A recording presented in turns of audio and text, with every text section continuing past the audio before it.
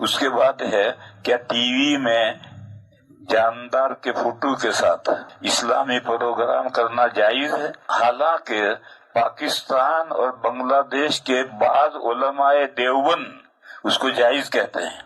اس سلسلے میں دارالفتہ دارالعلوم دیوبند اور آپ کی کیا رائے ہے؟ سب سے پہلی بات تو یہ جاؤ کہ میری اس مسئلے میں کوئی رائے نہیں ہوتی ہے، رائے مسائل میں رائے ہوتی ہی نہیں ہے، مسئلہ کیا یہ پوچھو۔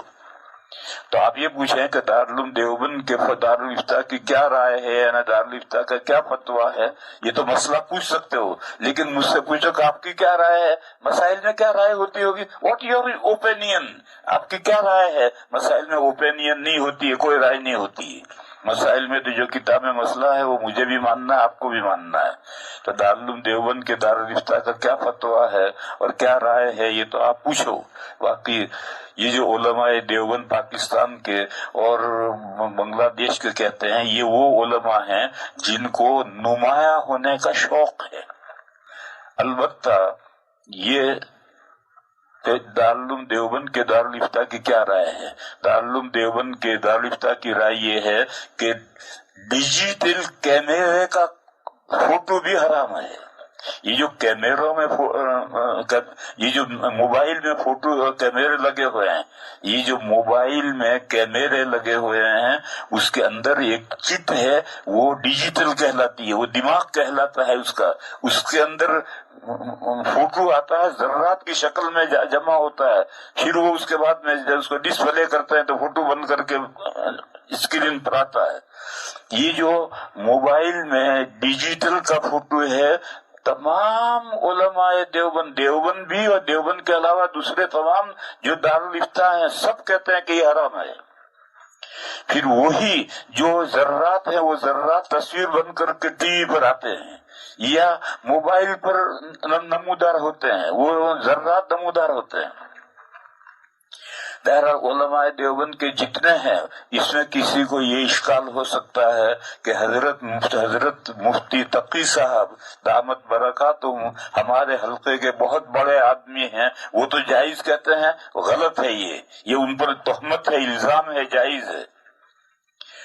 ایک طالب علم جو افغانستان کا تھا اور اس کی شادی ہوئی ایران میں، اور وہ کراچی میں دارالعلوم کورنگی میں پڑھا تھا، وہاں سے فارغ ہو کر پھر دیوبند آیا۔ اس کا نام تھا مولانا حکمت اللہ۔ اب وہ دیوبند میں نہیں ہے، اب وہ واپس چلا گیا، اب تو وہیں ہے وہ۔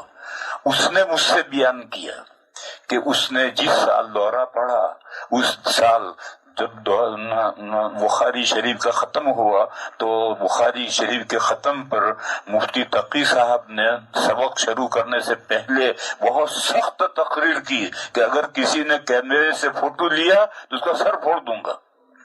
یہ اس نے مجھ سے بیان کیا تھا۔ پھر ابھی چند دن ہوئے کہ مفتی صاحب نے کیمرے پر آ کر کے اعلان کیا، خود نہیں آئے، ان کا فوٹو نہیں آیا، کیمرے پر انہوں نے اعلان کیا کہ گورنمنٹ نے 7 تاریخ سے مسجدوں میں نمازیں پڑھنے کی اجازت دی ہے ان شرطوں کے ساتھ۔ جب وہ تقریر کر رہے تھے تو کسی نے موبائل سے فوٹو لیا تو ایک دم رک گئے اور سخت ڈانٹا اور بلا کر کے اپنے سامنے، جب تک اس نے ڈیلیٹ نہیں کیا آگے تقریر نہیں کی، جب اس نے موبائل میں سے اپنا فوٹو ڈیلیٹ کیا تب آگے تقریر کی۔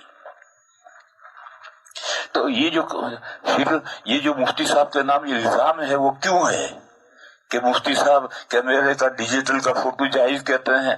وہ الزام کی وجہ یہ ہے کہ ان کے دارالفتہ سے ایک فتویٰ لکھا گیا تھا اور اس میں یہ لکھا گیا تھا کہ ڈیجیٹل میں چونکہ صرف ذرات ہوتے ہیں، واضح تصویر نہیں ہوتی ہے، لہذا یہ اس کو جائز ہونا چاہیے۔ پھر انہوں نے وہ فتویٰ 50 صفحے کا فتویٰ ہے، پھر وہ فتویٰ انہوں نے تمام ہندوستان، پاکستان، بنگلہ دیش کے بڑے دارالفتاؤں کو بھیجا کہ اس کی یا تو تائید کرو یا تردید کرو۔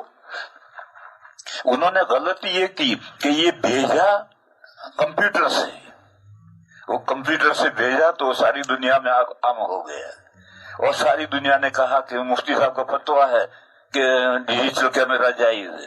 حالانکہ وہ تو سوال تھا استصواب کے لیے کہ یہ صحیح یا نہیں ہے.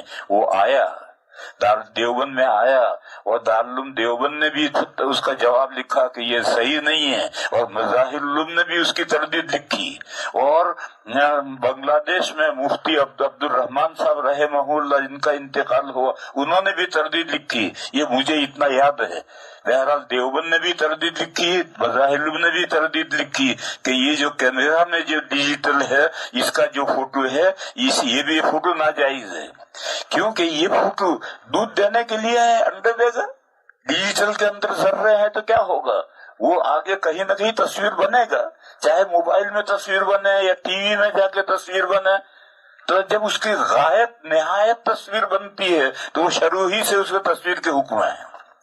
اس لیے دیوبند کا فتویٰ یہ ہے کہ موبائل کا جو فوٹو ہے یا جو ٹی وی پر جو آتا ہے یا موبائل ہی میں جو وہ آتا ہے یہ بھی جاندار کی تصویر حرام ہے. اور مفتی صاحب کی طرف جو یہ نسبت ہے وہ نسبت غلط ہے. اور میں نے یہ دو واقعے سنا ہے.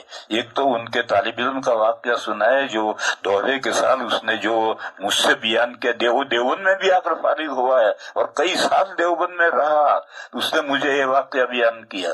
اور ابھی تو میری سامنے میں سن رہا ہوں اور مفتی صاحب تقریر کرتے کرتے غصے ہوئے اور جب تک اسے بلا کر کے ڈیلیٹ نہیں کروایا آگے تقریر نہیں کی. تو اس لیے مفتی صاحب نے وہ جو فتویٰ لکھا تھا وہ تو رائے لانے کے لیے لکھا تھا، اور وہ رائے سب کی رائے یہ آئی کہ یہ جاندار کا فوٹو، یہ ڈیجیٹل کیمرے کا جو فوٹو ہے یہ بھی جاندار کا فوٹو حرام ہے.